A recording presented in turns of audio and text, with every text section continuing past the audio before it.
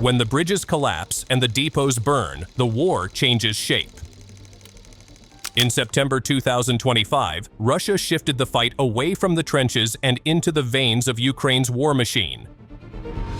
The Kryukovsky Bridge in Kremenchug, ammunition depots, port facilities, and industrial plants became the new battlefield. Each strike aimed not at winning a day, but at exhausting a nation. The message was clear: cut the lifelines, and the front lines will follow. Watch how this unfolds.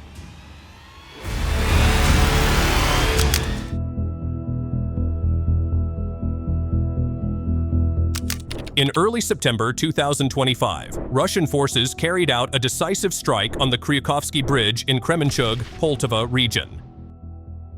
This double-deck drawbridge spanning the Dnieper River is more than just an architectural landmark. It is a lifeline. Supporting both railway and highway traffic, the bridge has long served as a critical artery for transporting Ukrainian military supplies and reinforcements to the Eastern Front. Before the attack, as many as 18 military supply trains crossed it daily, underscoring its central role in sustaining Ukraine's war effort. The news is getting stronger from the clip. On September 7th, Sputnik International released exclusive footage of Russian forces striking the Kryukovsky Bridge in Kremenchug, Poltava region. Sergei Lebedev, coordinator of the pro-Russian underground network in Nikolaev, described the bridge as a critical logistics hub for the armed forces of Ukraine, stressing that its destruction marked a decisive blow to Ukrainian supply routes. Also, on the same day, the military news Telegram channel published additional footage from a different angle, capturing what it described as a large-scale, combined strike. These videos revealed simultaneous Russian attacks on multiple high-value targets: Kyiv and its surrounding areas, the Kryukovsky Bridge over the Dnipro River in Kremenchug, as well as Kryvyi Rog and Odessa. It didn't stop there. Another angle of the geranium drone strike on the Kryukovsky Bridge was released, showing successive impacts on the structure. These clips reinforced the precision of the operation and confirmed the use of unmanned aerial systems as a central tool in Russia's effort to dismantle Ukrainian transport infrastructure.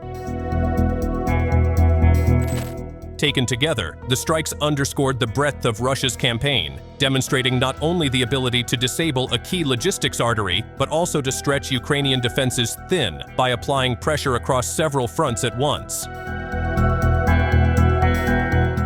But the strike of this bridge is one thing. There was another vital hub being destroyed by Russia. Check this out.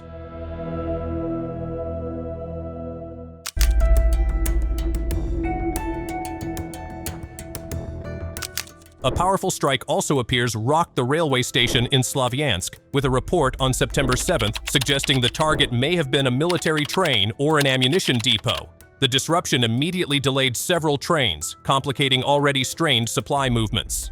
The video shows a massive explosion followed by smoke, while the secondary blasts of detonating munitions echoed across the city. Ukrainian Railways, Ukrzaliznytsia, confirmed damage to railway infrastructure in the Slavyansk region, which serves as a key logistical rear for the armed forces of Ukraine in the Donetsk People's Republic. Prior to this incident, on the report released on the night of September 3rd, Russian forces also launched a wave of Geran kamikaze drones against Ukrainian port infrastructure in the village of Izmail, Odessa region. The strikes targeted facilities used to support logistical flows along the Danube, a vital corridor for fuel, ammunition, and Western-supplied equipment entering Ukraine through neighboring countries. Footage from the scene showed explosions across the port area.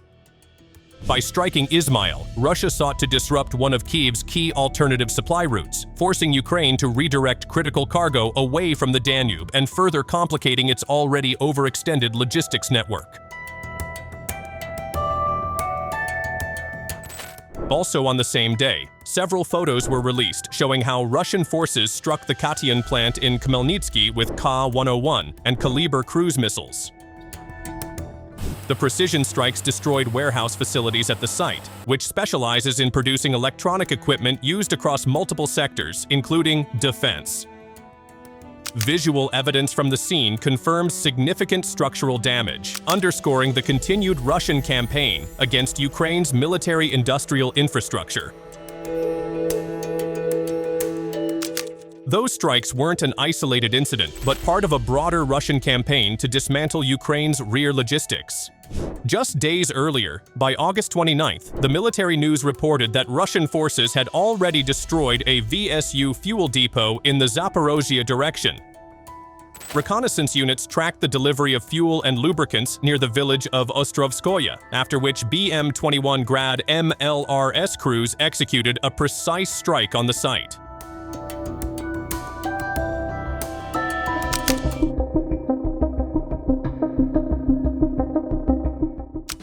Russia's strikes on logistical hubs reflect a deliberate shift in strategy, aimed not just at destroying frontline assets, but at dismantling the systems that keep Ukraine's war machine running.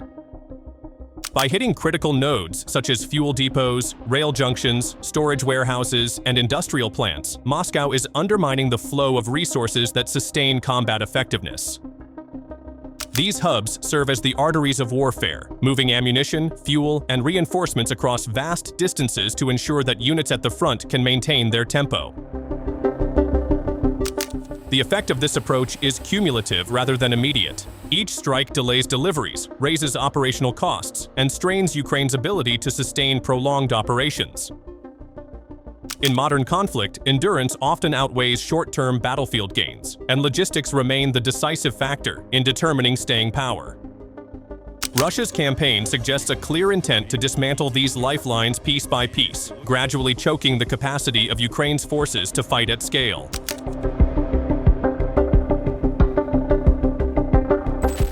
Taken together, the strikes from August to early September reveal a consistent Russian strategy, dismantling the very systems that allow Ukraine to sustain war at scale. By crippling transport arteries, fuel depots, industrial plants, and ports, Moscow has turned logistics itself into a battlefield. The immediate effect is disruption, but the long-term objective is attrition, forcing delays, raising costs, and slowly eroding Ukraine's endurance. And that's the update for today. Stay tuned as the story of Ukraine's strained logistics continues to unfold later. Thanks for watching.